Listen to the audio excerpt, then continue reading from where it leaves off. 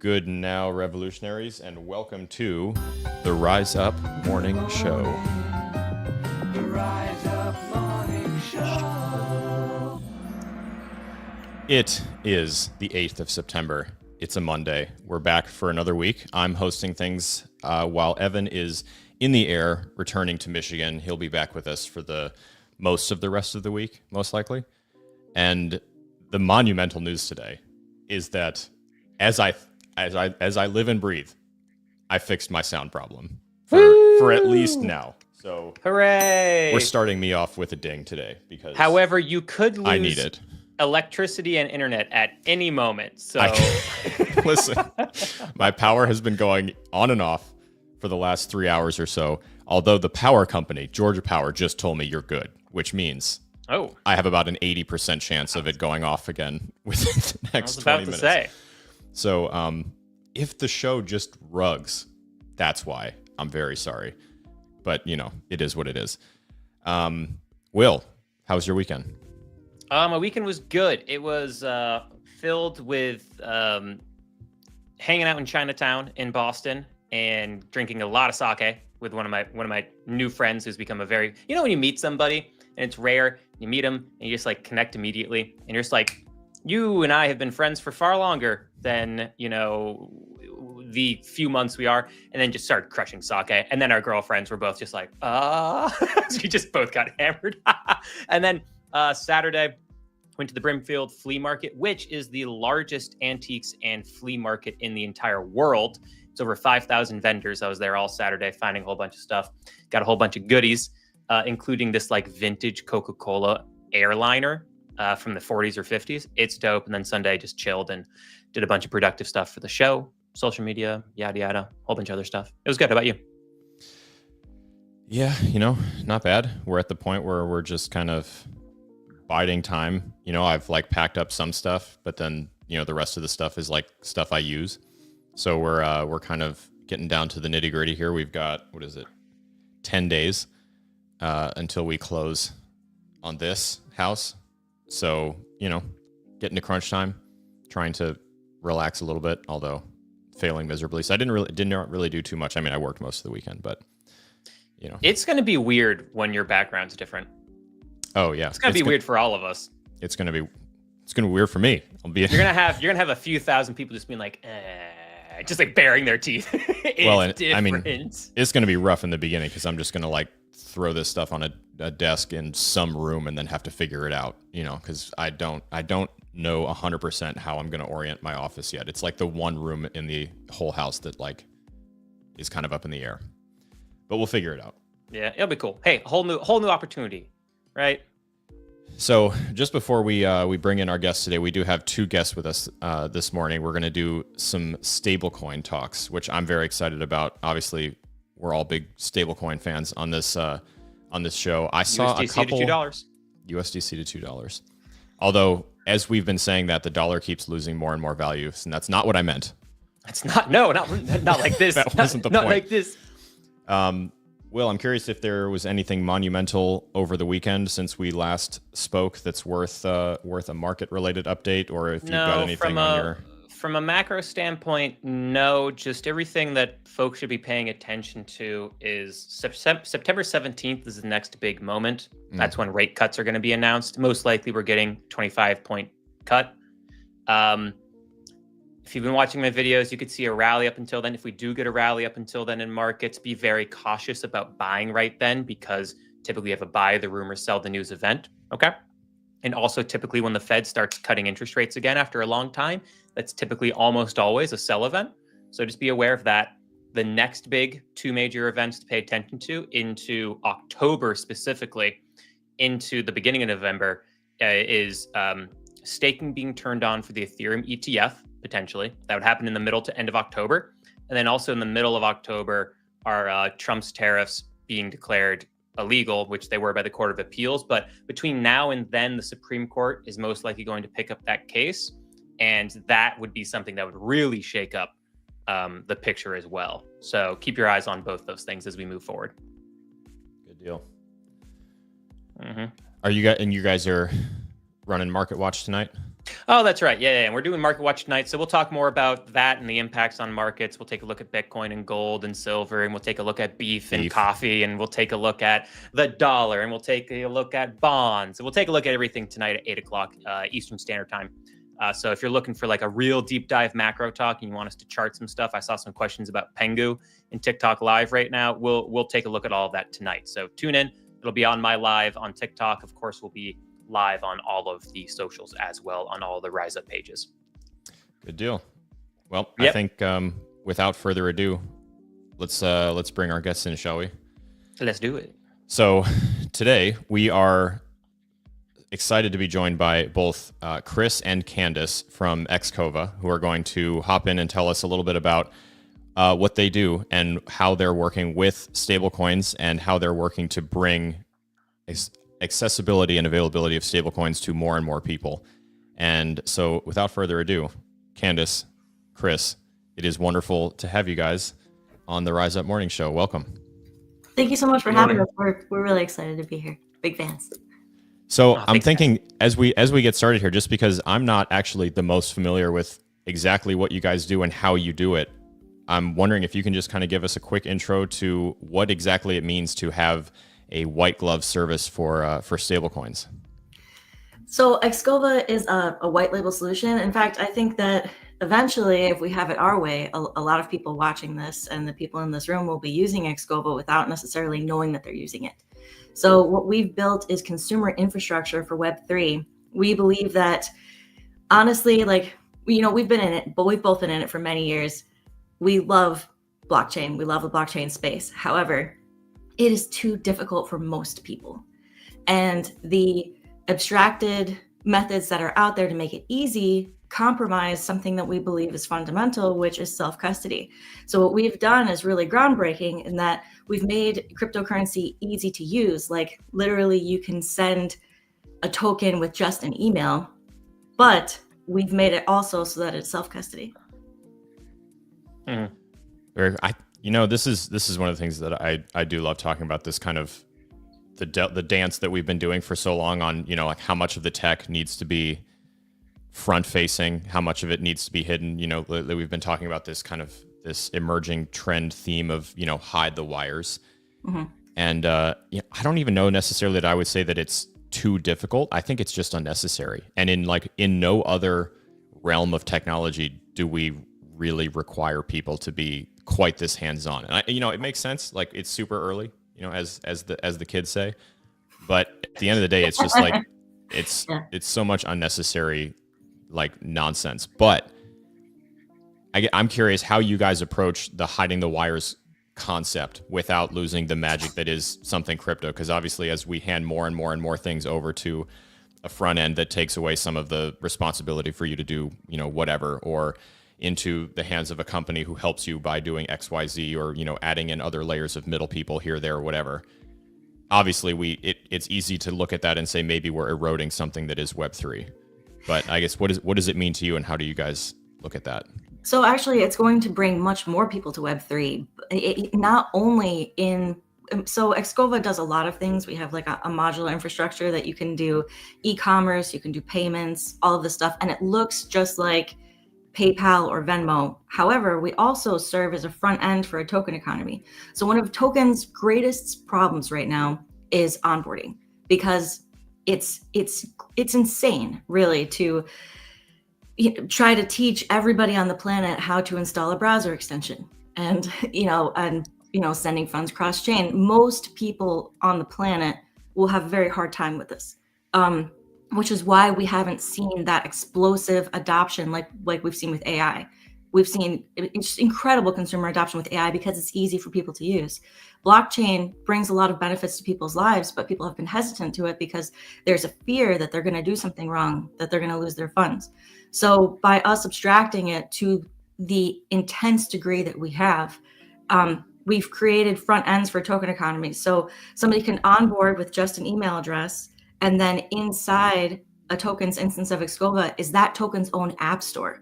So it has all of the things that you can do with that token, essentially an ecosystem. And so we built WyoPay, which is the first consumer front end for a government issued stablecoin in the United States. And that runs on the Frontier token, which is released by the state of Wyoming. Now, we envision people being able to pay their taxes, pay their utility bills, all of this stuff with the Frontier token. So when you go to beta.wyopay.me, it's in public beta right now. You can see all of the different utilities in that app store that we envision people being able to use the Frontier token with. However, we also have another one called Satly, which runs on Bitcoin, and that can have DeFi, games, like, even also, e-commerce, P2P payments. So basically it's a gateway. So when you onboard to a token, and it could even be a meme coin, it could be any token, can have their own front end using XKOVA, where people can now explore that ecosystem and not only onboard easily, but then also find all of the cool stuff to do with the token. So it accelerates token adoption and utility. Our core ethos is accessibility, right? We want everyone to be able to see the benefits, not the blockchain, which is our motto, right? So we use a wide degree of technologies in order to achieve that. Account abstraction, gas forwarding, all of our instances, if you're a token and you deploy an XKOVA instance, it's completely gasless. It's always gasless. So users are not, that whole situation is taken care of. The ability, like Candice said, to use your email address to control access to your wallet. It's also non-custodial. So that way, like when someone comes into any XKOVA instance and signs in with their email, they actually have the private key if they choose to export it for that account. They don't have to, but they're urged to do so, of course. Some of the other technologies that we have in the back end, which we would consider like the magic, using sophisticated smart contracts to move money around in a manner where the owner of the account is actually still the owner of the funds throughout the entire process, until perhaps someone who claims those funds. For instance, in the escrow process, we have a really cool way where you can send money, you can send tokens to anybody, even if they don't have an XKOVA account on any of the instances. And that process maintains custody with the owner, with the sender, until the receiver actually claims it.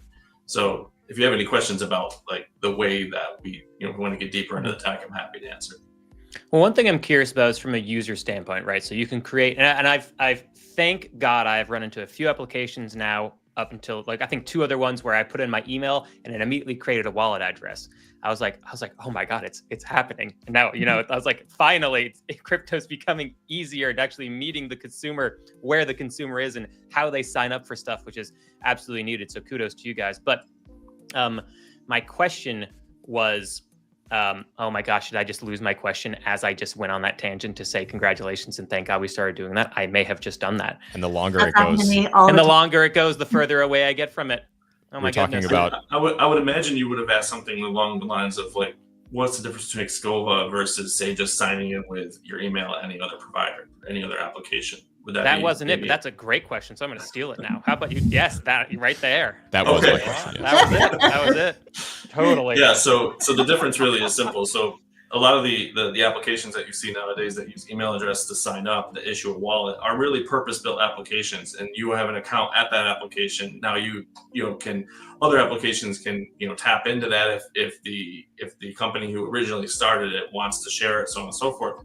The way XKOVA works is it's an abstracted front end for the token. So your account follows you around to other apps, right? Other apps can integrate the login, can integrate the ability for you to log in with your XKOVA account and access features and functionality on that app. So instead of just stopping at the point in which the user's account is issued with an email address, we also extend the ability to use those apps through the abstracted interface. So if you're going to do a swap, like there's a swap functionality. If you're going to do non-Web3 like things, for instance, if you're going to go to a Shopify or a WooCommerce store, and you can see right in the payments at the checkout, it'll say, hey, pay with WyoPay. You click it, and then it brings up a login almost like you would see with PayPal and walks you through the process of checking out with your WyoPay account. And there's very little, if any, blockchain exposure in that entire process. So we try to abstract everyday tools and functionality, subscriptions, things of that nature.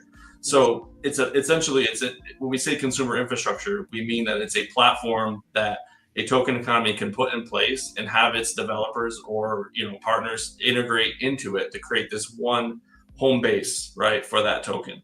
We consider tokens almost like franchises, right? Like a token economy has customers, it has location, it has all these things that make it an actual entity. Now it may be decentralized, but it's an entity nonetheless. Someone can essentially install XKOVA inside of a token economy and own the franchise of how everyone interacts with that token on a daily basis for just about any possible purpose you could think of. With the APIs and SDKs that we extend, a developer can build any utility into that token and use that, what we call federated account, right? So that account that person follows you around as a user to any application within the ecosystem. Gotcha. So thank you for that. And as you were going through that, you reminded me on what my question was before. Perfect. Which was in these instances of using emails to create wallet accounts and all that, and that makes it so much easier. But can I also interact with that wallet address by directing it towards the email account as well? Or if I'm trying to transact with that account, does it still have to be, the long wallet address as well? That's just kind of like the next barrier for a lot of people is like, hey, can I just send email to email, since the wallets are connected to it? Or does it still have to have, some of that Web3 knowledge if I have to make sure I'm sending it to the right wallet address and like there's not a little digit that's wrong or something like that? Can you talk on that? Yeah, that's a great question. So there's zero exposure to Web3. In fact, the only way to actually see your wallet address is to go to your profile page where you can actually see the wallet and export your key. So when you're sending tokens from one email to another and you're sending, say, a message along with it, hey, here's $20 in USDC for dinner last night. That's it. Like they receive an email notification, you just received $20 and it's in their account. There's nothing that anyone has to do at that point. The system handles everything on the back end. It's when Candice says we take abstraction to an extreme, that's exactly what we mean. Zero exposure to blockchain whatsoever. In fact, the token that's the underlying asset of the instance. So say XKOVA is running on, so WyoPay is running on Frontier token. WyoPay does not even have to expose to the user that they're using Frontier token. They can totally call it just USD or an equivalent, whatever, of course, within the regulatory compliance and everything of that tenant's, risk tolerance or whatnot. So even the name of the token, everything can be abstracted. You could call USDC a whole nother name. You could label it something completely different within it, but have USDC be the rails that operate underneath. So it becomes that. Yeah, it's a white label solution essentially. Gotcha. Awesome. All of us will agree that like it's this abstraction of blockchain and Web3 to just normal everyday kind of use is critically important. And for some folks who might be new to crypto, and this is like, I don't know, maybe they've just been here for like a month or so, and they're like, oh, I just kind of thought that that's how this was. Like eventually people will forget and not know at all about, what we've been going through since like, for me, 2017 up until now. And I really want to stress how important this abstraction is. For myself as a content creator, I see people view anything that says crypto or NFT or Web3 or blockchain as scam. But as builders yourselves, what have been your experiences throughout the years up until now? Maybe you had the idea like, hey, we have to do this abstraction thing. We got to get away from talking about crypto and blockchain and lead with a front-facing solution for consumers. What are people's reactions, venture capitalists' reactions, angel investors' reactions, pretty much every personality type's reaction to a product that was crypto, blockchain, Web3, like plastered across a website in a solution as opposed to, an extracted solution now? So I think there's a lot of questions in that question. So I guess, the public, crypto definitely has a public facing adoption problem because of just its history, because there have been so many scams, and partially because it's so difficult for people to use. Like so many people have given out their private key to MetaMask support. It's so that's something that we hope to be able to help people with. And as far as, so people, as cryptocurrency becomes easier to use, well, I don't know do you guys remember a time, you may be too young. Do you remember a time when the internet first came out? Thanks for saying I'm young. When the internet first came out, that people were afraid to put their credit card in the internet. They're like, oh, I can't put my credit card in this website because because it's, someone might steal my identity. And that was true. Hell, I'm because still afraid now when I've my credit card on my Google account or whatever. I'm just like, this is going to be a problem one day. Oh, well. Oh, well. Oh, Full well. send. Yep. But people were afraid in the beginning because the technology was new, because it was the Wild West, because there was a lot of scammers out there. But as the infrastructure matured, with things like PayPal, and then there started to be trust there, like, oh, I can log in with my PayPal now, and it's easy. And, so I think that as the infrastructure matures, that, and ultimately as these big companies, obviously Amazon, Bank of America, there's a lot of, Walmart, potentially coming out with their own stable coins. I think that will help turn consumer opinion to, okay, that now this is safe. But, right now it's just the early adopters, people who are a little bit crazy. That's all of us. Like just excited about this new thing, and we go in and we dive full in, and we spend years of our life like learning it and educating other people and just being really excited about it. But that's not most people. I think I read this Cointelegraph statistic.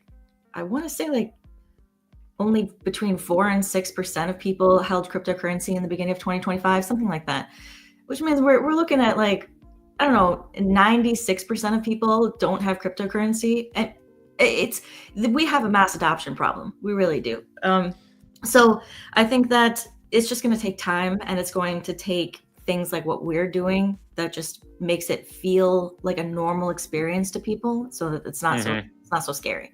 Like Venmo and Cash App and these major PayPals have paved the way to make people feel comfortable using web for payments, right?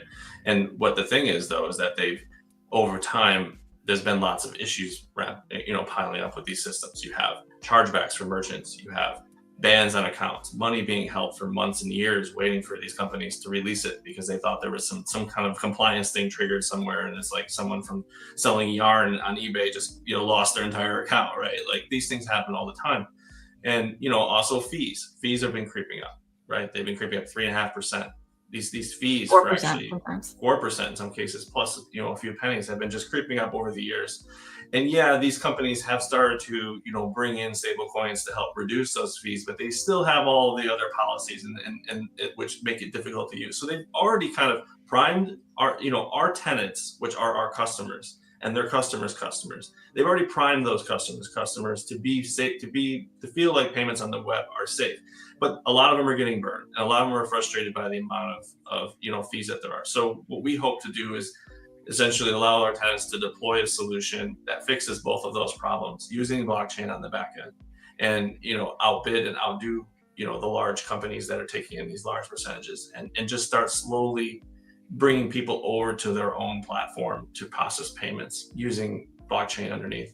And I think that really is a powerful thing when you talk about a multi-tenant system like XKOVA, because we could have thousands of instances of XKOVA running on thousands of stablecoins, even some running on the same stablecoins but completely branded differently. That allows token economies, merchants, anybody to essentially take the payment systems that they're using every day, paying tons of fees for, into their own hands. I think as we talk about, there's obviously a number of problems that face this whole thing as an industry in general, but the one that I come back to the most, more than anything, is just the manner in which we all talk about it all the time. It's either prohibitive, super cringe, or some combination thereof, or it's just simply not like even being talked about. I think it's super culty.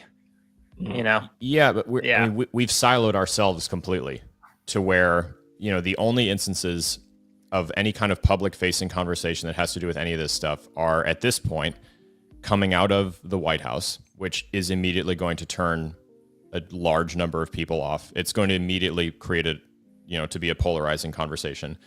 Or it's on Twitter, where there are a couple thousand people talking to exclusively each other, thinking that they're talking to the world.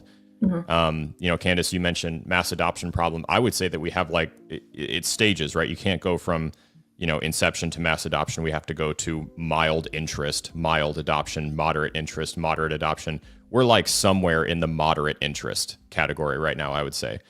That number of, how many people in the United States alone hold any kind of cryptocurrency or have some sort of exposure to it is going up. It's more like 20% right now once you account for people who also hold shares in any of the ETFs through whatever their vehicle is. But I wanted to ask you specifically, Candice, because the first place I actually was ever exposed to XKOVA or found you or saw you anything from you at all was on LinkedIn. And it's interesting because in a world where you only talk on Twitter, not you, the proverbial you, how did you come to find or to use other social media platforms? What's your experience been like, toe dipping or dabbling in other platforms besides crypto Twitter? And to be very honest with you, I think that's the piece that pretty much everybody's missing, is a willingness to like go outside, as Will said, meet people where they are. They're not on Twitter. Twitter sucks. And crypto Twitter is like the worst of the worst.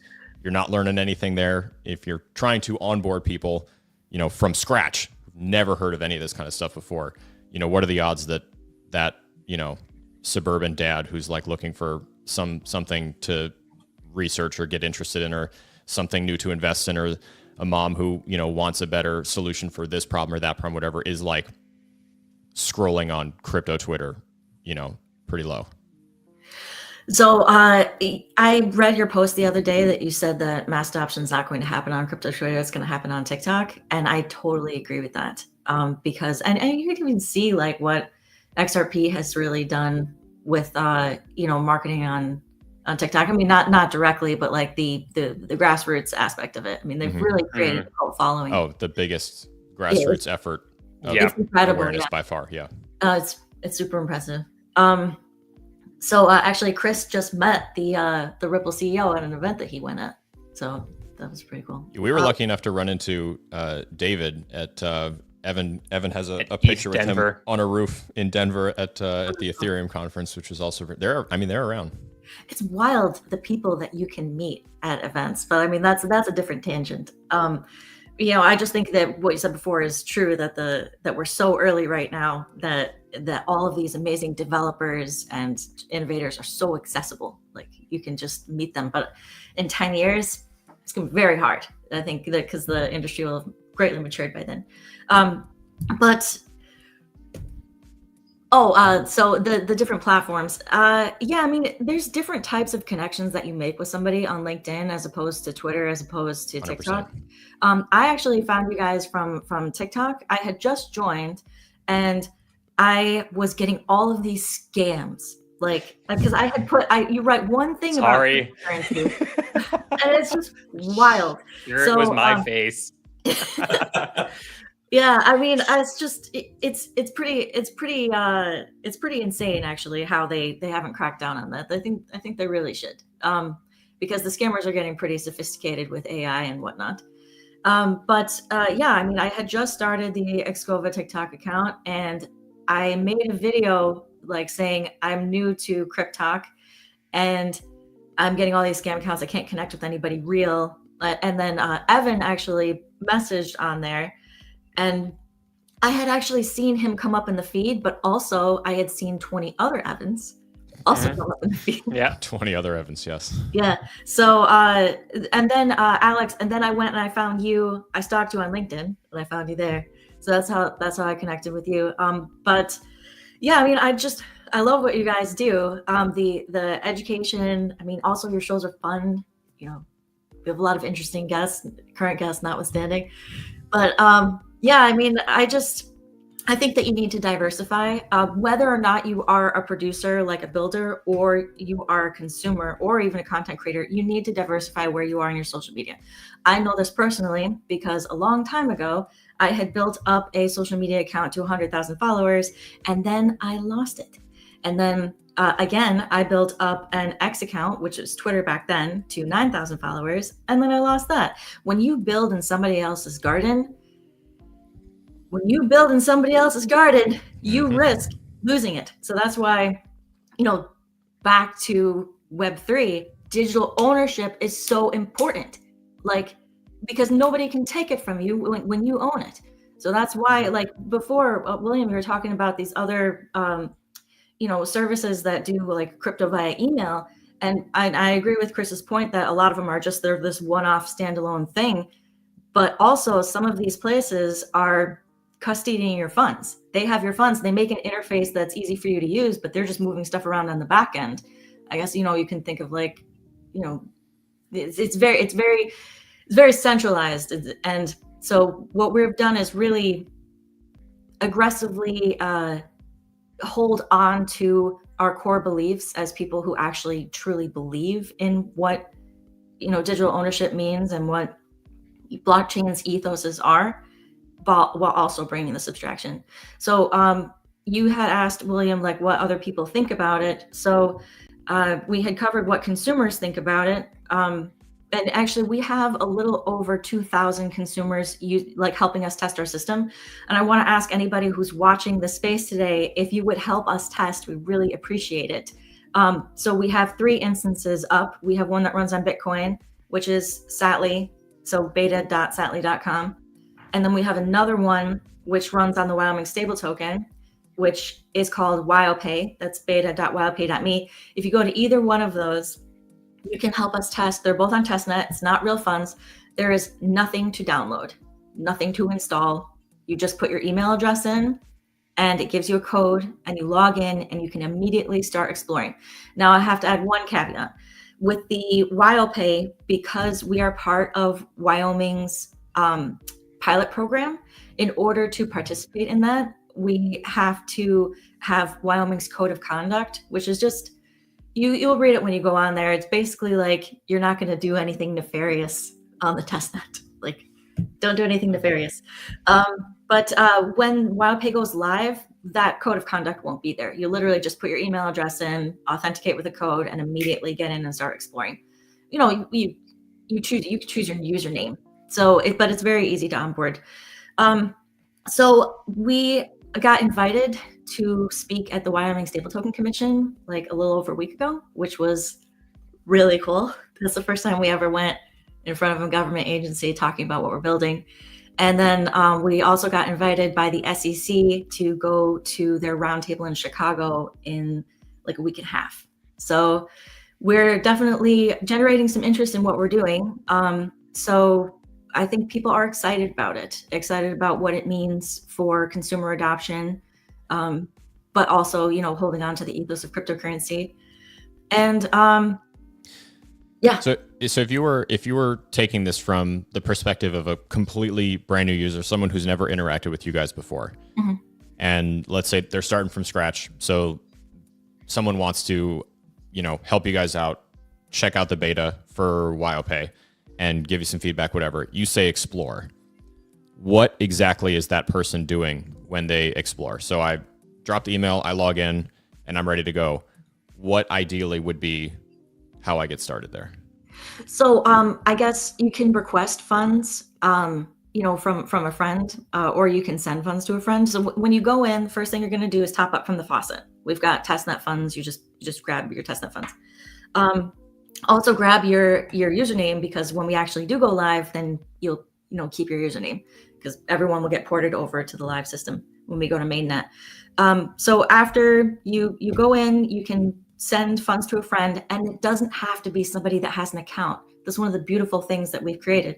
Like, Alex or Willow, like if I had either one of your email addresses, I could send you testnet Bitcoin right now, just with an email, and it takes like seconds to do. So you can send funds to a friend. They don't need to have an account.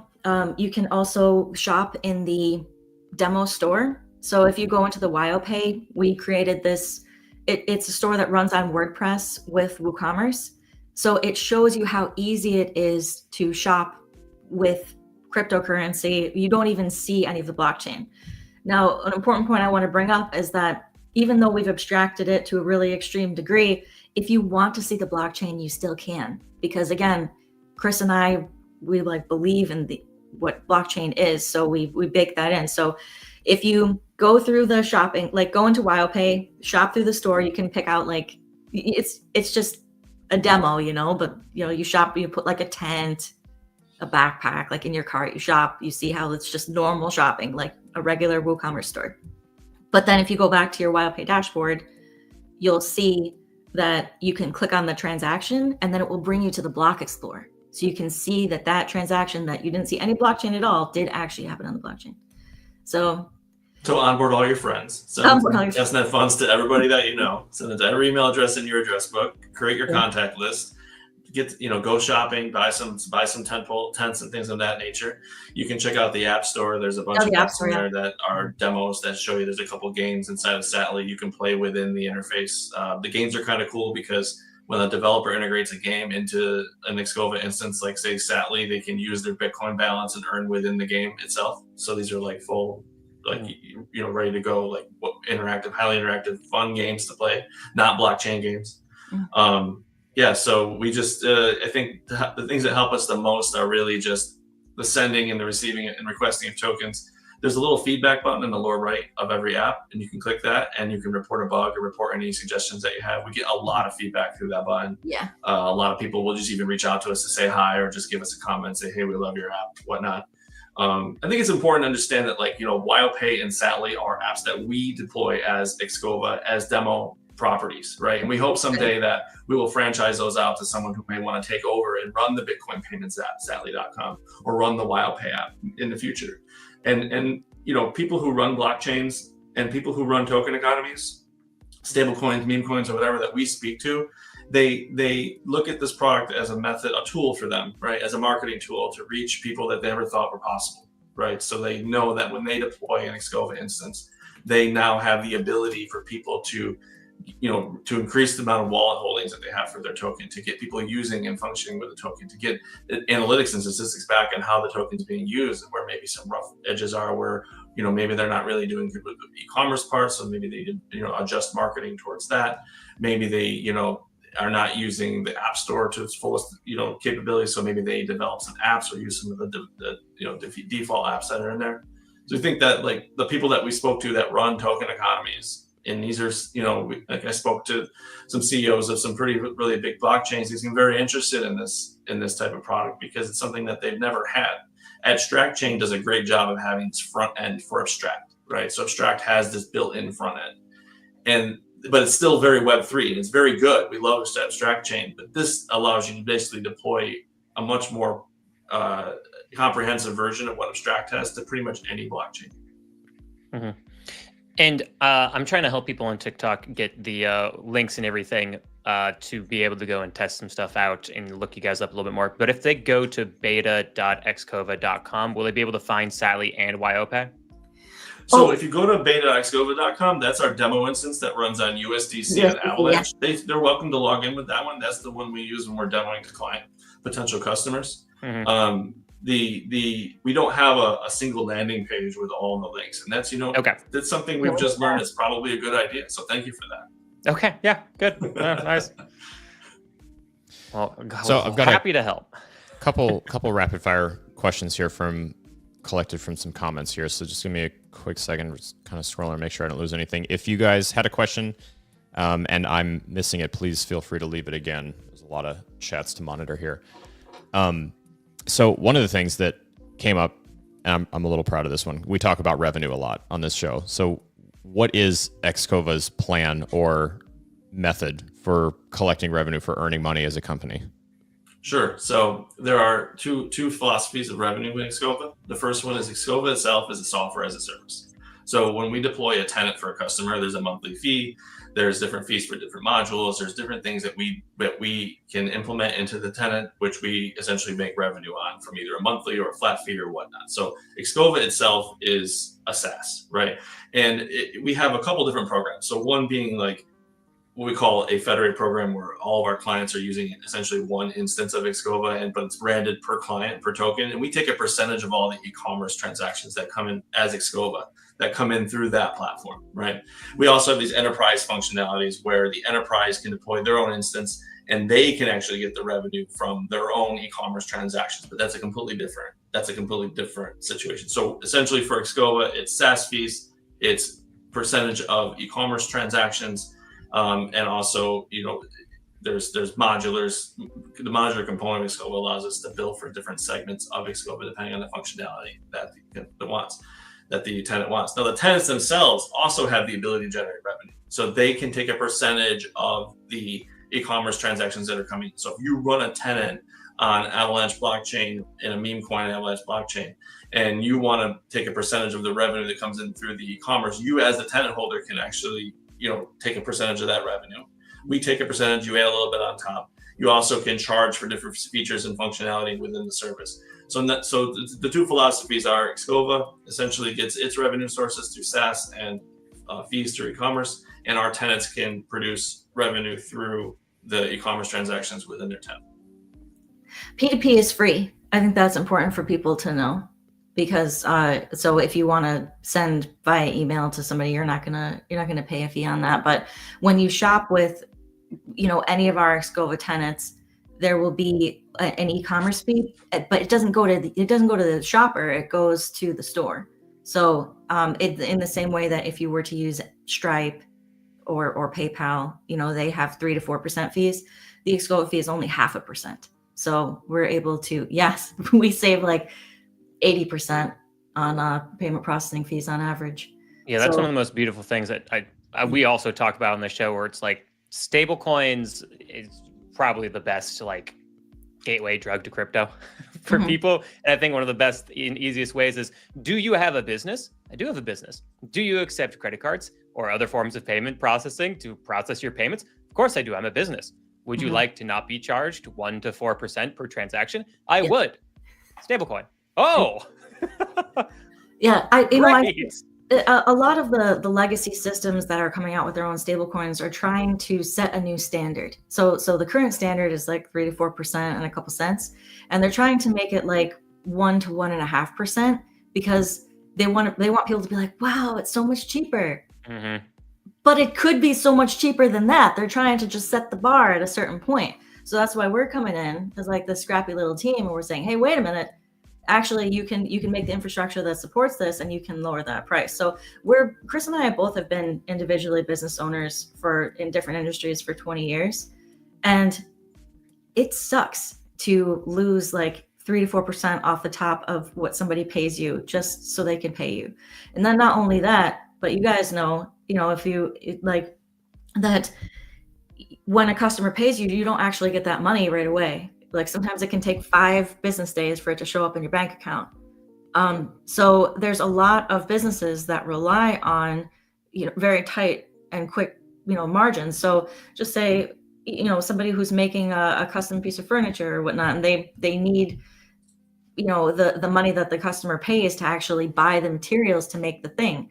Well, now they have to wait 5 days for it to actually come into their bank account for them to actually do their business. So when you use blockchain, it's a fraction of a second to actually have that transaction finalized. So from a business's perspective, to save 80% on payment processing fees, to be able to have it easy enough for literally anybody to use. Like if you can use PayPal, you can use the thing that we built, and then to have that money instantly, there's just a no-brainer. I mean, ultimately, everybody will adopt stablecoin rails in the future. It's going to replace our current system, which was built in the 70s and just old and doesn't match today's modern technology. Mm-hmm. So speaking of that, we had a question about the Wyoming connection again. I'm wondering if you can talk a little bit. We haven't gone specifically into Wyoming's stablecoin itself, or how you guys came to be involved with that project specifically.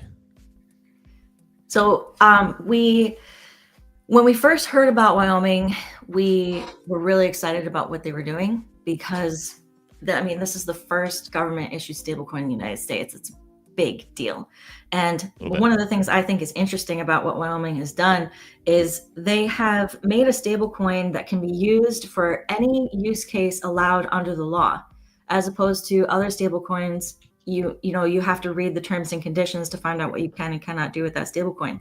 That is such an interesting thing, because circling back to what we were talking about, and building on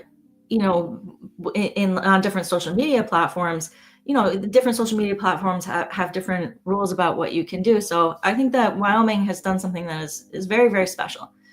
So when we found out about it, we were like, wow, this is a chance for us to be part of history. So we registered a company in Wyoming. We applied to be part of their alpha. And then we were like, please let us get in. Please let us get in. Mm-hmm. And then they accepted us to get in, which gave us the opportunity to build. And so we built WyoPay, and then we had a meeting with the commission, and we walked them through WyoPay, and then they accepted us into the pilot program.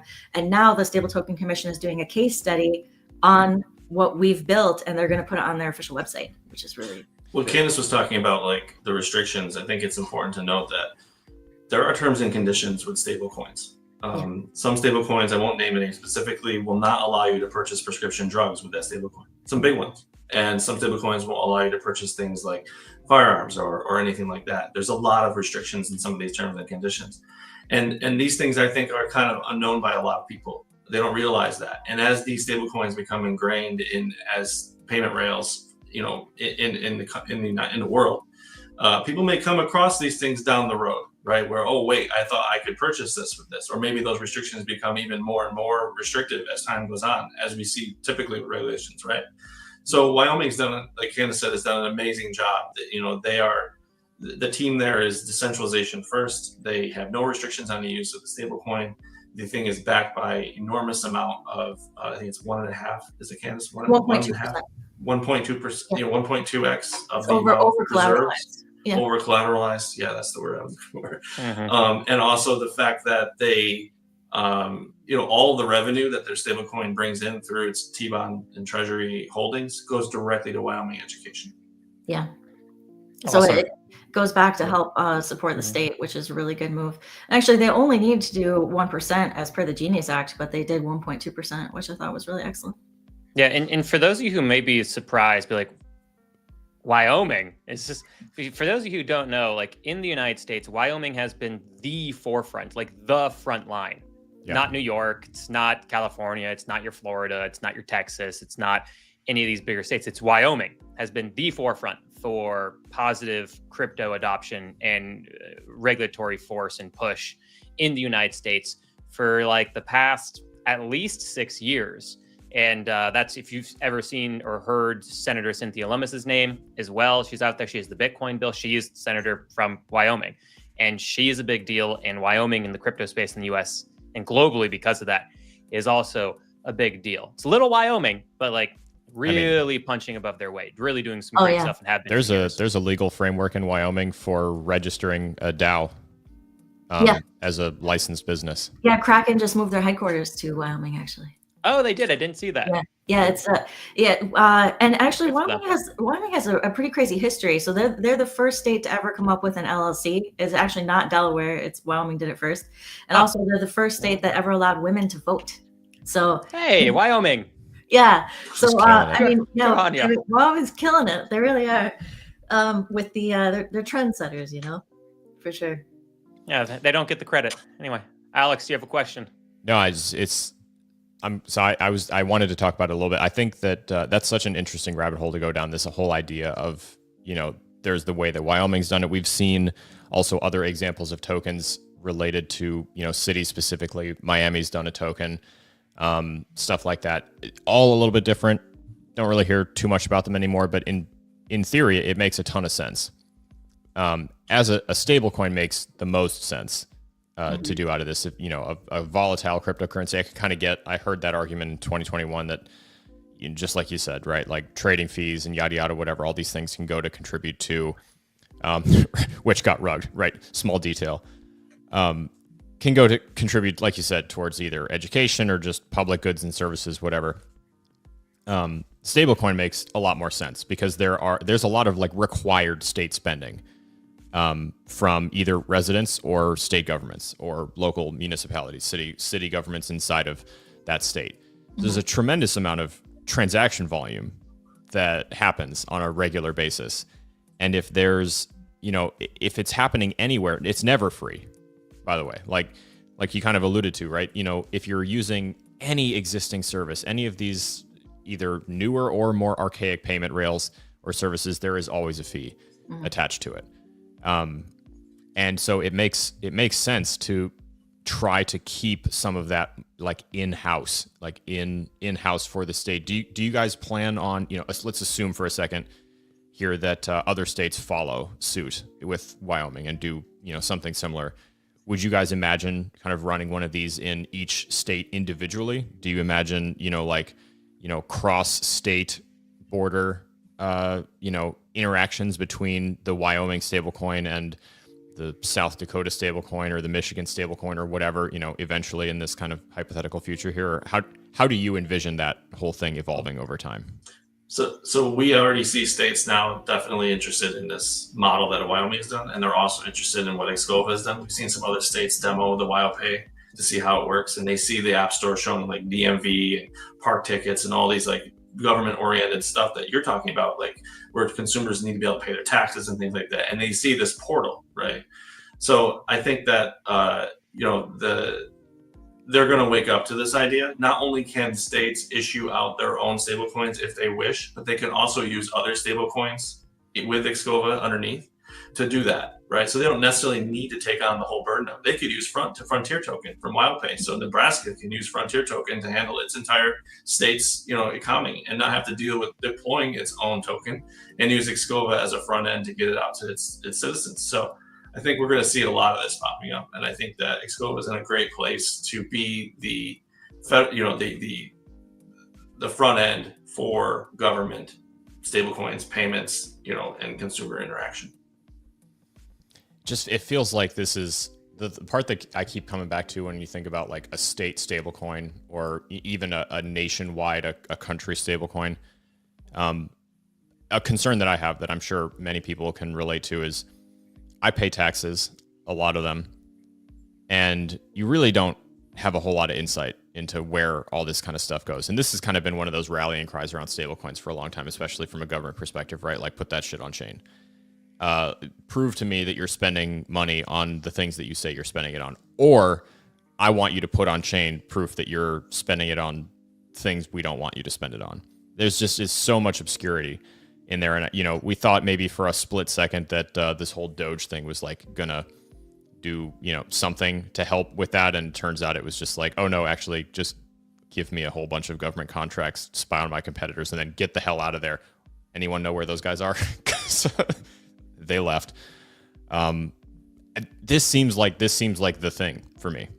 I could imagine a world wherein the state runs stablecoin that residents are able to, get access to by living there, can be used for, anything, right? Voting in state and city elections, paying state and city taxes or ordinance fees and fines, all that kind of stuff. All of it could be made cheaper and more efficient because it would be like within the state, and it would be then, directly going back in to supplement the requirement for so much taxable or tax money to be charged of residents in order to pay for schools and roads and bridges and infrastructure and all that kind of stuff. You would really see, I think, very quickly, like which state has their shit together in terms of like who has any capacity to be any kind of self-sufficient, and there's this big kind of conversation back and forth, like which states are supplementing which states, how much money does California put into the pot versus take out of it versus other states versus, stuff like that. I feel like this would just like put it all right out there and let you just, I don't know. This is kind of like the rabbit hole that I fall down when I start thinking about this. It's very exciting. Well, we all want to be, definitely. Yeah, right? We want to be there. Yeah. Sorry, I didn't mean to talk over you, but the rabbit hole I was going down is so states have issued their own currencies before, largely from between the Revolutionary War to the Civil War, and it was a problem. And Yes. I think I know what the issue. I think that will be fine because we can address a lot of that with the blockchain, and if these stable coins for each state are backed by the same U.S. bonds and cash equivalents to the U.S. dollar, everything should be fine. But for those of you who don't know, between the Revolutionary War to the Civil War, states and also banks and cities issued their own currencies, but a lot of those were valued at different rates. A lot of people, the exchange rate between them were all different. It wasn't uniform.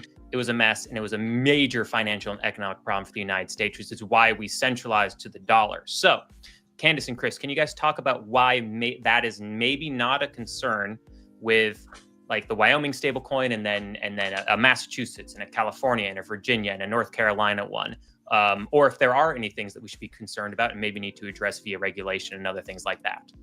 Oh, I can take this one. So I think some people are concerned about a state-issued stablecoin because of what you're saying. They're worried that the state is issuing its own currency. But the thing is that the state isn't issuing its own currency. It's issuing a stablecoin, which is essentially a receipt for a dollar. So, and also that's one thing that's really exciting is like the Genius Act came out, and the Clarity Act is hopefully coming out, and also the anti-CBDC bill. So between these things, we're talking about consumer protections. We're talking about, making sure that that there's a high bar really for who can issue a stablecoin in the United States, and the audits that must happen and the oversight. So when we're talking about these stablecoins, Walmart and Amazon, when they release their own stablecoins, Bank of America, they're not issuing their own currencies. They're issuing a currency that can represent a dollar. And then there's also different things that they can do with those currencies that make it more beneficial than them just using the current system. So no, everyone's not. I mean, yes, they're putting out cryptocurrency, but it isn't actually currency. It's a receipt for a dollar backed by short-term treasury bonds and cash.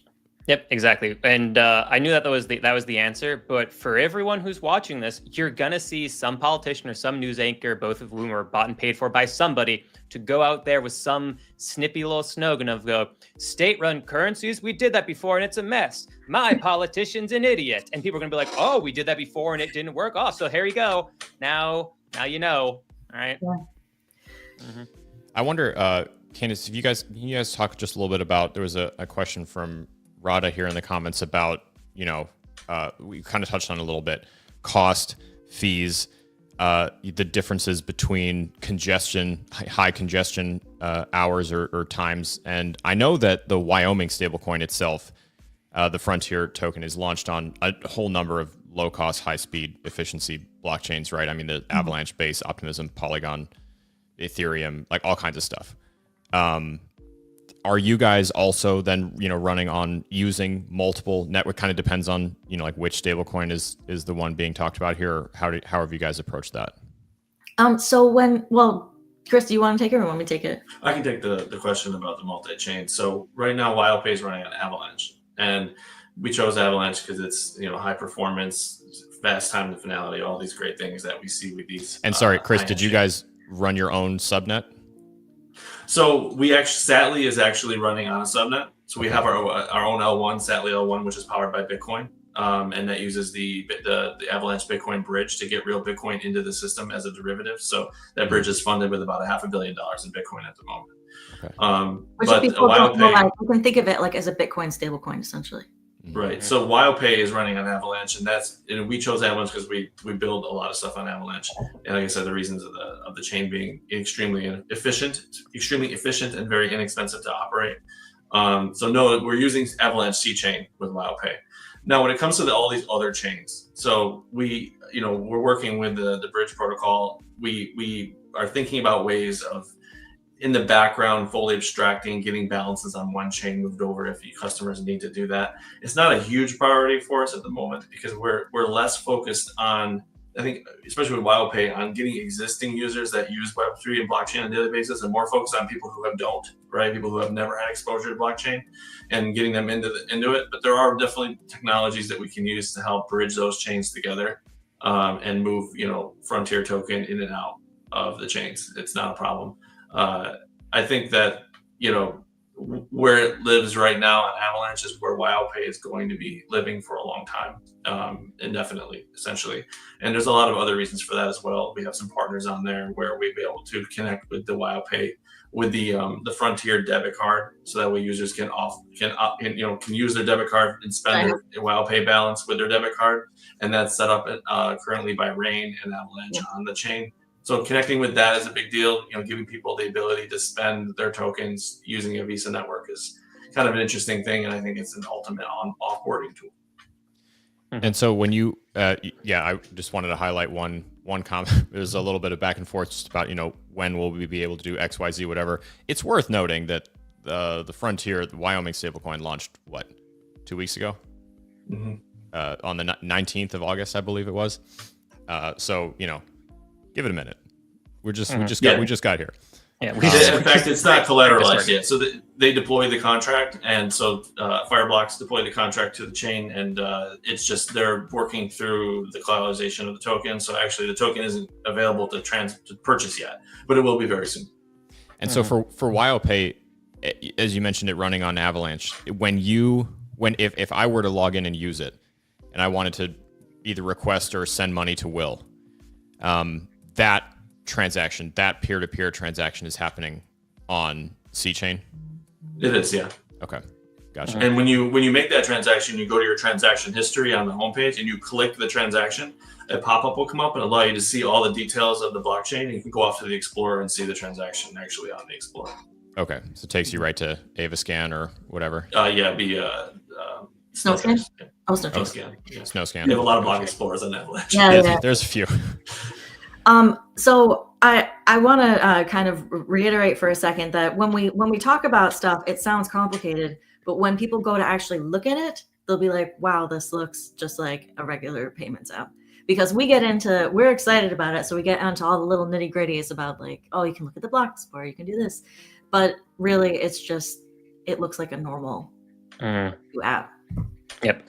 And one question, this is going back to my state currency, federal currency, and then tie that into on stablecoin topic. I want to touch on again before we get too far away from it, because there was also a great question in TikTok. Well, let's do a question, more of a statement that created this question. Anyway, why would someone be interested in a Wyoming Pay, a Wyoming stablecoin? Why would someone be interested in using a state stablecoin instead of USDC? So, what's the impetus for states to want to do this instead of just saying, hey, let's just all adopt USDC across all 50 states? Well, you mean from a consumer standpoint or from the state standpoint? I guess both. Well, I guess from the state standpoint, I mean, adoption of their token directly impacts their education budget, because the more people that use it, the bigger their pot is going to be, and then they have 1.2% collateralized, and the interest on that is going toward Wyoming schools. So that's a big that's a big driver. And then also, they're not, as we mentioned before, not bound by the terms and conditions of a private stablecoin. It's any use allowed under the law for money you can use the Wyoming stable token for. So that's really unique from a state's perspective. Mm-hmm. And then what about from a consumer standpoint? I mean, like there's all the advantages of as we mentioned, you don't have the payment processing fees and things like that. But if someone, a citizen of Wyoming, let's say, is there a incentive for them to use that other than also they get to benefit too from more public spending going into the school system? Are there other benefits for them in the state of Wyoming? Well, not from Wyoming itself, but from XKOVA there is. So we actually built in consumer rewards like cashback rewards, referral programs, and then also work with merchants to provide exclusive incentives. So for a merchant to save 80% on their payment processing fees, that's a pretty exciting thing. If they want to help people adopt that so they can take advantage of it, they can give a small discount to the people. Say, if you buy with WyoPay, you can save whatever it is, save $5 or whatnot. And then the consumer's like, oh yes, of course I want to save $5 and it takes me no effort. So, and then that helps the stores in the long run, and it helps the consumers in the long run with the cashback and the loyalty rewards. So it's all built in. When we say consumer infrastructure, we really mean it. Like, we thought of all the different permutations of like why it's valuable to different people and why they'd want to use it. Yep. Thanks, Candice. I know I had you repeat a couple of answers, throughout this, but for people who are watching this on YouTube or the recording afterwards, they're just like, oh, same question twice. But we also have a few thousand people coming in live who are asking the same questions over again. So wanted to make sure we covered that again for folks. No, it was awesome, William. And actually, I didn't even mention the cashback rewards earlier because we're talking about all this other exciting stuff. So I'm glad that you brought it up. There's one addition. Oh, sorry. Go ahead. I was just going to say there's a lot to cover. I just wanted to draw our attention back to we're going to be wrapping up and winding down with final thoughts here shortly. So if you guys have any remaining questions, please feel free to toss them in. We may not have time to get to absolutely everything, but if you have one that is lingering that you did not get answered, I would like to get it answered for you. We will get everything talked about in circle. I'll make sure both Chris and Candice get onboarded into there, and we can. I'm sure they would be happy to hang out and answer more people's questions as we get there. We could do this all day. If we talk about payment rails and stablecoins and all this kind of stuff, this is literally one of my favorite things in the entire space. So It is fun. I did want to just let you guys know we really appreciate all of your time. I know there's a ton of questions coming in. If we, as we get here, Chris, get the thought that you were just about to share, and then we'll get into kind of final thoughts, a couple final questions. So if you have anything else lingering, let me know. Well, we really appreciate you guys having us, and we could do this all day, and we would absolutely do this all day. And we've thought about doing, a marathon space at some point. I think we had a 13-hour space when ordinals came out, and we discussed ordinals to death, and that was a lot of fun. And we had quite a few people join. It was something like 100,000 people were participating, which was amazing. We'd love to get that kind of energy back. You guys definitely. The questions you've been presenting have been amazing. We've learned a lot, actually. This has been a really fun conversation for us. Yeah. We Good. I'm glad. this stuff is our jam. Like, we love it. So one of the challenges I think we see in the industry now, I've gone through quite a few different talks, excuse me, and spoke to a lot of folks in the DeFi space, is that DeFi is complicated. It's difficult for consumers to use. So one of the things I think that is benefit to consumers for XKOVA is that we can fully extract DeFi protocols. For instance, like single-sided staking, where consumers can come into Satly and stake their Bitcoin and earn yield on it very easily without understanding the underlying technologies and all the crazy stuff that you have to learn about derivatives and synthetic tokens, all that stuff. It's all abstracted through a simple deposit it here, and here is the yield, right? And those individual modules are ran by those DeFi entities. They're just brought into XKOVA as a front end method for the user to use. I think this is a very important part of some of the features and functionality that we're going to be offering, because I think that is an untapped by consumer sector of the of the entire blockchain ecosystem, right? Mostly when you talk about people using DeFi, they're pretty serious blockchain folks. They understand their way around. They know how to, get all the information they need to get in order to move, liquidity from one pool to the next, whatever. So we hope to bring that as well as, to the surface as something that's consumer friendly and easy to use. When you go to WyoPay's or Satly's app store, there's a button on the bottom for developers to contact and connect with us. If you're a developer, you're building any type of game or protocol, and you could benefit from having users onboard very simply to your ecosystem, please reach out to us, because that one of the cool things about what we've done, harkening back to being a front end for a token economy, is to make a tokens ecosystem scalable. People have a token. They need things to do with the token. You want to encourage builders to build with the token and bring people for developers to be able to have them use the thing that they've built. So we've kind of connected all these things together. So a great example would be like a developer builds a game, and it's a game that runs on a phone. And this is, say it's like a gem style game where you're connecting gems down and you're getting, you can buy tokens to, power ups and things of that nature. They can build that game once that works in the XKOVA system, and that game can be deployed to any XKOVA tenant and utilize the token automatically as the primary token for that tenant. So instead of like saying, I'm going to build this game and it's going to work with, Ethereum, or it's going to work with this particular token, they build it in a way that it is compatible with all tokens, and they can essentially deploy it to all of the XKOVA tenants. There's obviously an approval process. Each tenant has its ability to approve its apps in its app store. And that way that game becomes, multi-chain, multi-token, and completely abstracted from blockchain. Mm-hmm.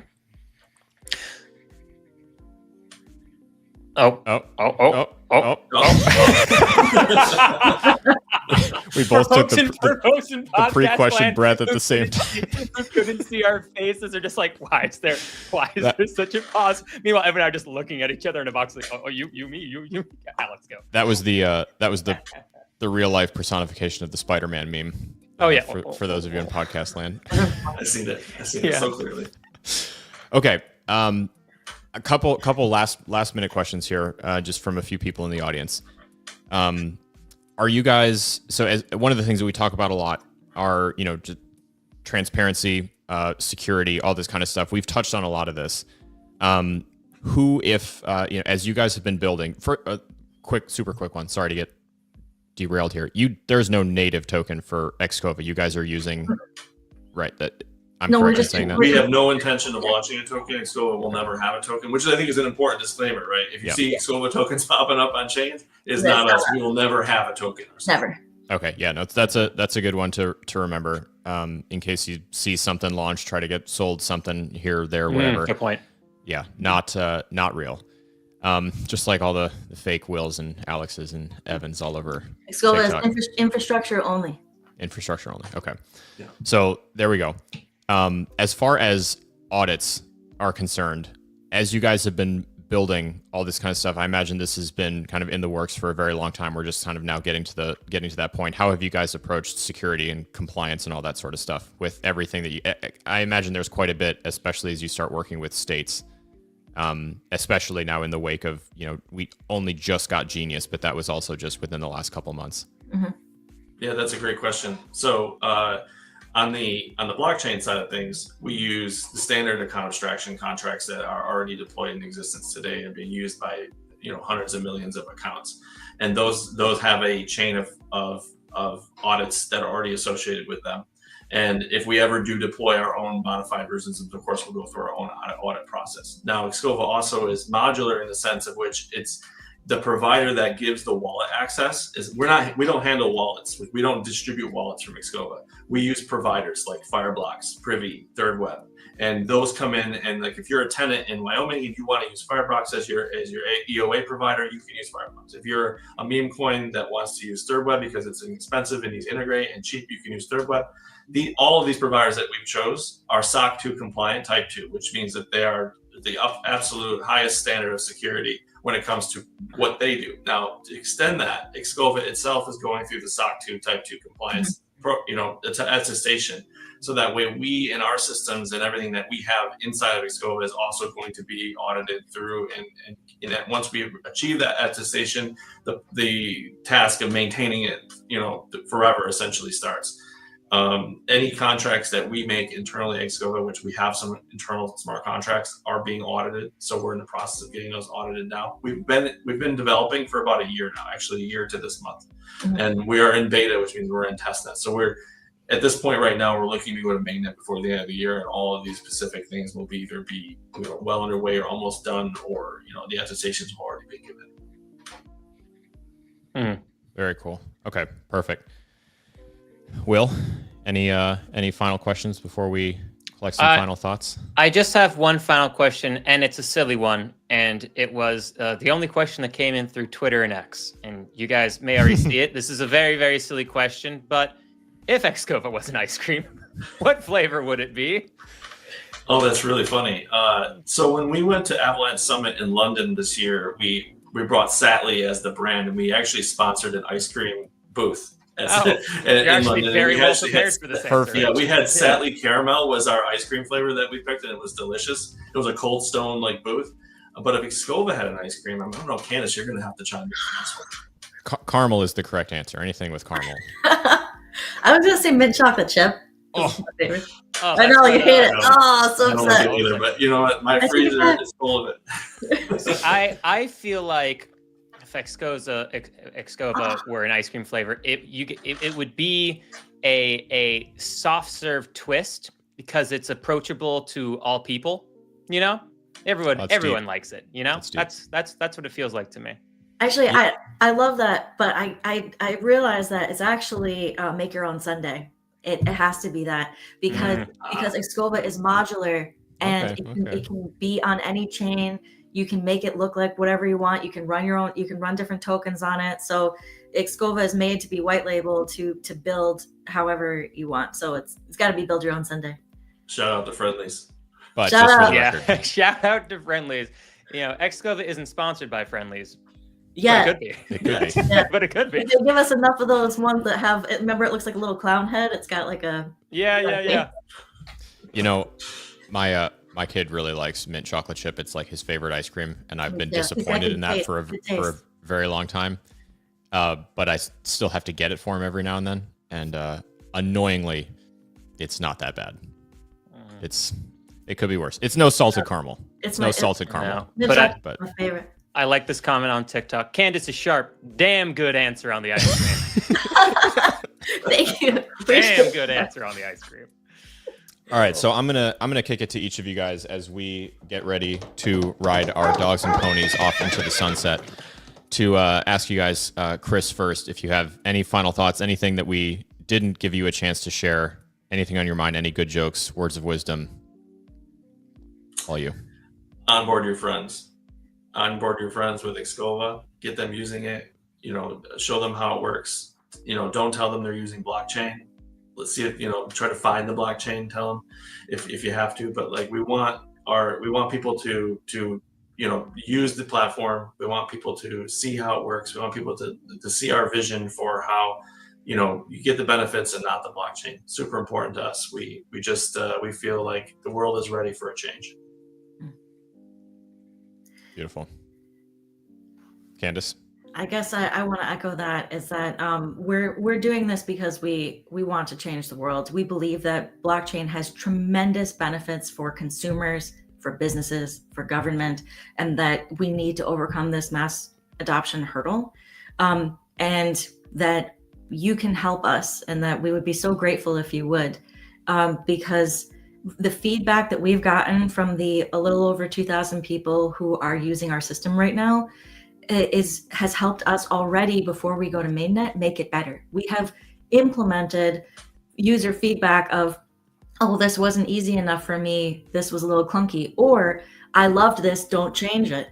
These things are so critically important for us, and we're so grateful, truly grateful for the communities that have come in that have helped us test. So if you don't mind and you have a few minutes, if you would just go check out either beta.satly.com or beta.wyopay.me, it would really mean a lot to us. And like we have, the last thing I'll say is that in about a week, we have the incredible opportunity the SEC invited us to go to their roundtable in Chicago. What they're doing is really fantastic. They're meeting with small innovators from around the country and allowing us to talk to them about what we're building, so that the regulations that are coming out aren't just for the big institutions, but are also for the small teams, to make sure that we put innovation first, so that way it doesn't favor just the big guy. It favors people like us that we're very small. So we're, some of the things that we say in that which is insane, could potentially impact regulation. I mean, that's just wild to me. So if you have anything that is in your thoughts about that, then reach out to us, because that's happening in a week. So we have a little bit of time. No, we've actually worked with a lot of developers, and I think, Chris, we're going to be doing some type of space to allow people to talk to us about it, right? Yeah, and you can join, right within the app. There's a link in the App Store that says if you're a developer, click here, it goes right to our Discord. So come hang out with us in our Discord. If you have any questions, as we get close to releasing our documentation for APIs and SDKs, we definitely want to reach out to developers and have some, really good sessions on how they can build apps, integrate, and tap into markets they never thought were possible. Mm-hmm. Okay, that's the end of my soapbox. All right. Beautiful. Perfect. Thank you, Alex. Well, Alex, you guys are so amazing. You guys are awesome. Yeah, we really appreciate you bringing us on. And I know, and scramble. like, who needs Evan? Evan who? I just thought he literally just Evan who? Evan, who needs Evan? We did. Yeah. Just for everyone else in podcast land curious, Evan has just hopped into the TikTok live to let us know that he did land safely in Chicago. So there's great rejoicing. Mm-hmm. Although we are, of course, very sad that we didn't get him on this interview with this particular show, but that's all right. But I do feel like that now that this show for the first time has run smoothly without Evan on it, that I know, finally, like, Dad's gonna be proud of us. No, he can take a breath. He's allowed to take a break now. Yeah. Until this morning, the sound never you worked. guys can take over. Exactly. Can ride his dogs and ponies off into the sunset. Will, speaking of dogs and ponies, any final thoughts? Only final thought is if you guys want to, do chart analysis and, talk about markets and the macro environment, all that, I'll be live tonight with Doug at 8 p.m. Eastern Standard Time. And actually, I believe we have a guest. I'll have to double check. I think we have Crypto Show on tonight, or Crypto Crush on tonight. I believe that's our correct. friend over on Instagram. So we'll have Danielle, who you guys may be familiar with over on TikTok, but she lost her account a while ago. She's been crushing it on Instagram. But we'll have her on. We'll get her inputs on the market because she's super smart as well. And we'll do some charting. So that's tonight, 8 p.m. Eastern Standard Time. Find us on all the Rise Up Morning Shows links.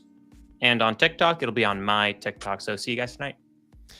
For anyone curious about contributing or helping out XKOVA with their beta and offering any feedback, I will have all of those links again in the circle, and they will, of course, be in the show notes and the descriptions for this episode in all of the different places that it lives. If you have any other questions, any lingering questions, let me know. Find us in Circle. We will get them answered. And just, again, one more thank you to both of our guests, Candice and Chris, for making the time to join us today. This was great. I love getting to talk about stuff like this. It's funny. You mentioned, I'm gonna make a little bit of a poke here. I'm sorry, XRP people. We make a little bit of, there's a lot of chatter about one specific use case of blockchain and cryptocurrency specifically, and that is payment processing, payment rails. And it sounds boring, but based on popular demand, it is like the single most relevant use case. It's the one that has contributed to the most hype, the most speculation, the most conspiracy theories, the most chatter, the biggest cults, all that sort of stuff. I think it's a super important conversation to have. I mean, there are so many ways that we get hosed just every day, day to day, with doing something as simple as sending money from one place to another. We don't see how many people are involved. We don't see exactly what happens. We don't see what that transaction actually entails. We don't see if it's even real. We mentioned some of the PayPal, the Venmos, the Cash Apps. I mean, how many of these things are just imaginary? Numbers on a screen are moving around. Nothing is actually happening. Nothing belongs anywhere. Nothing is real. Just the ability to be able to do that level of convenience, but follow something out to a blockchain explorer to get to look at all of how the sausage is made for that particular transaction, I think is really cool. Excited to see where you guys go from here as we get more state stablecoins and how those potentially entire microeconomies evolve. So thanks again, guys, for making the time to join us, and we hope to talk to you guys again soon. We would love that. Thank you so much. And good luck at the roundtable, guys. Thank you very much. Thank you. Yeah. All right, everybody, we will be back tomorrow morning, same time, same place, 8 a.m. Eastern Standard Time, right here. Not sure whether or not it's going to be me or Evan. We'll see. Evan is traveling to spend some time with family, but he should be around for most of this week. Otherwise, like Will mentioned, after dark, Market Watch tonight, 8 p.m. Eastern, on Will's TikTok, and also, of course, on Rum's HQ, Twitter, and YouTube, and all of that other good stuff. We will see you there. And until next time, everybody, rise up. Bye-bye.